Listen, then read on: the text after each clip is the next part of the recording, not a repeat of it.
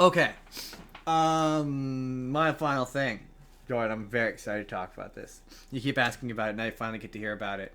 This is, the Red Ranger becomes an adventurer in another world. こっちも本気を見せるぜ伴走合体マキシマム絆カイザーなんだこれは世界の危機と聞いては黙ってられねえぜその仕事俺にも手伝わせてくれ魔法の力で世界中の人々を笑顔にするそれが私の夢よこの事態を収めるのは王女の私の責務あなたの剣は私一人で十分です私はあなたの勇者ですからあんたもいい絆持ってるじゃねえかロージー信じろ俺たちの絆を And it is honestly really good. Just yeah, right the off amount the that I bat. saw watching over your shoulder, I was like, this looks like something I would enjoy. The basic premise of it is in the title. It's a Red Ranger who, in the process, he's in the process of the final battle with his series' bad guy. Basically, the show opens up and they're about to defeat their final bad guy, and he gets sent to what is ostensibly a D&D world, magical world with magic, and he becomes friends with a witch, a spellcaster, who his characteristics are that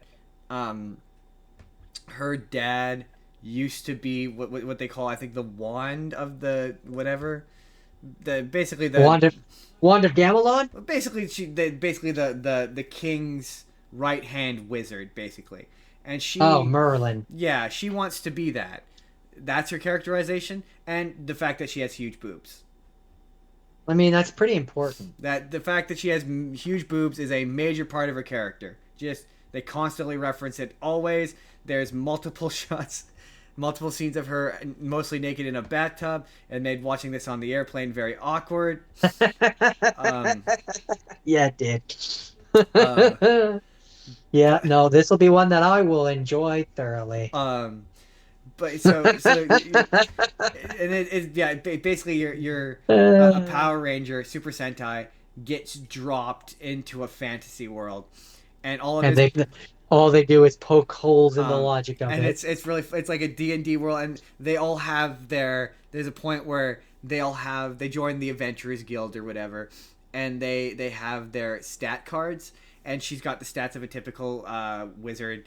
Her intellect is super high, her spellcasting is super high, and they look at his, and it's just like, your punch power is super high, your kick power is super high, and they find him upsetting because he doesn't have any mana, but yet he's able to do all these impossible things that they just don't understand. And every time he kills a monster, he vaporizes everything that comes off of them. Instantly. No loot for them. Yeah, he vaporizes it instantly. And if you're for you specifically, Jordan, you'll find this funny. What was interesting to me is I watched the dub of this, and I suspect that it probably would be funnier in Japanese, only because, it's like I said earlier, English voice actors don't really nail saying transformation catchphrases. It's okay in this, but what's funny is it still does the, like, so when he does Kasuna change, it has his shit all has a disembodied voice or whatever. And she's like, what? So he transforms. Where's that voice coming from? And every time he transforms, he does a little, just like any other Super Sentai. Like obviously Jordan's watching Tokuja right now, and like, you know how they're like, I'm the whatever of the whatever. I'm Tokyo Red. Well, his team is known as the Kazuna 5. So he does the same thing where he's like, I'm the blah blah blah of the blah blah blah Kazuna Red, and there's just a big explosion behind him. And they're like, where the fuck did that explosion come from? What the hell? Alright, Bond Plate! Go! His possessed bracelet talks like a human being? Sounds quite excitable. His movements seem rehearsed. Is this a special audience or something? Bond's armor, change! He transformed? Burning brightly. The warrior of feverish friendship. Kizuna Red! What the hell? I don't sense the presence of mana, so the bracelet can't be a magic tool. If it doesn't use mana, how's the darn thing work? And how did he instantly transform without using magic? Also, why was there an inexplicable explosion? Oh, and then there's that point later on where... This one's on Disney Plus as well? This is on Crunchyroll. Oh, Crunchyroll. Okay. At least I'm pretty sure it is. I did not watch it on Crunchyroll because I couldn't get logged into Crunchyroll. But from what I could see, it was on Crunchyroll. And so, yeah. So all that stuff probably would be funnier in Japanese, but it's still very funny in English. There's a point later on where they meet what is... I think it's you're supposed to think of it as a Sentai, but like I think of it more as a Kamen Rider. 我が劇場に乗っ取り殲滅の刑に処す Sophie Sophie Sphinx! 対天戦 What's up?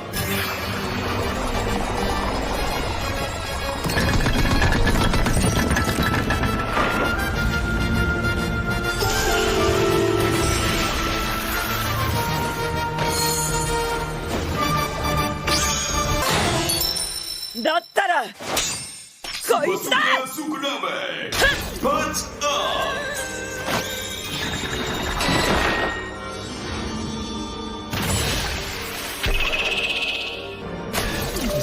Basically, there's a subplot. The thing I love about this show more than anything is it's concise and to the point. Like storylines that in a show like this would normally take multiple episodes resolve itself in like one episode, and it's phenomenal. But basically because it cuts in to the end of Kizuna Red's story, you're like, oh, that's the end of his story. For the first few episodes, I'm like, oh, I would love to watch a show that's about the Kizuna 5, right? But throughout the show, it cuts back to his backstory throughout the show. And it shows you moments, and it does all of the classic moments from a show like that. So, like, they introduce a 6th Ranger, Kizuna White. And Kizuna White has a unbelievably tragic ending. Of course. Because that's just a trope. That's the trope. That's the trope, yeah. That's not a Power Rangers trope, that's a Sentai trope. And there's a point where we get introduced... Oh, I should say, the Kizuna 5, their whole deal is they're powered by the power of bonds between people. And their aesthetic is like bonding things. So a lot of his stuff, a lot of his weapons are like bandages and like first aid stuff. And so there's a point where he summons, in order to fight monsters, he summons their version of their Megazord. And he's like, it's powered by the bonds between us. And she's like, why would you use such a vague and undefinable power source to power your big machine? You need mana. Why don't you use mana? Why aren't you using mana? And so there's a plot line that is unresolved in this, where it is hinted that another Sentai or whatever came before and left their power there for these people. So they eventually meet a group of elves, and one of the elves uses like a satchel to transform. Instead of a belt, it's like a satchel, and she takes a mask and she puts it into the satchel, and it still has the satchel. Like it has the voice. That's kind of cool. And she's like, and the witch is like, she's also powered by a disembodied voice, but she's more, in my opinion, her power set is more Kamen Rider. She's more of a Kamen Rider than she is a Sentai, because she's alone. She doesn't have a team. Yeah. But yeah, you get to see various different. There's episodes. There's one where, it's the episode where there's a bad guy who shows up. Oh, so the bad guys of the Casino 5 are the relationship enders. That's their bit. So they want to destroy the relationships between people. That's their thing. So there's one episode where it's a flashback to one of the monsters is dating the pink one, Casino Blue, and she wants to destroy their relationship because she's pissed off at something stupid and small. So there's one episode where, and which apparently there's more than one. There's a bunch of Sentai cameos. I missed most of them except for one. There's a point where one of the relationship enders, everyone's all like, it does that bit where everyone's all happy and she uses her powers and it cuts across and they're all fighting. And two of the people that get the powers used on are Go Busters. They Go Buster Red and Go Buster Yellow, and their little rabbit robot guy are just there, and they get turned against each other. That's really funny. And for you specifically, it makes fun of the tropes of Sentai in a way that's just, it's so funny. Like they all as the like, there's a point where he summons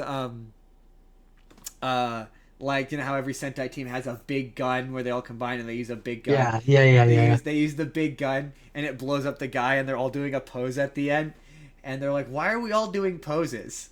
Then there's a point by the end of it where like... It sounds like fun. You've sold me. You've sold me. I'm going to have to watch this. My thing is... Even just more. For me. They should... Yeah, absolutely. They should make more. It does kind of...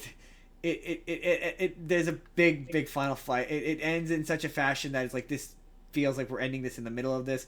I think there's more manga that they haven't adapted into an anime yet. Usually when it comes to anime, that's usually the case, is there's usually more manga that they haven't done yet. I would totally do a spin-off where it's Kamen Rider goes to a world and becomes an adventurer.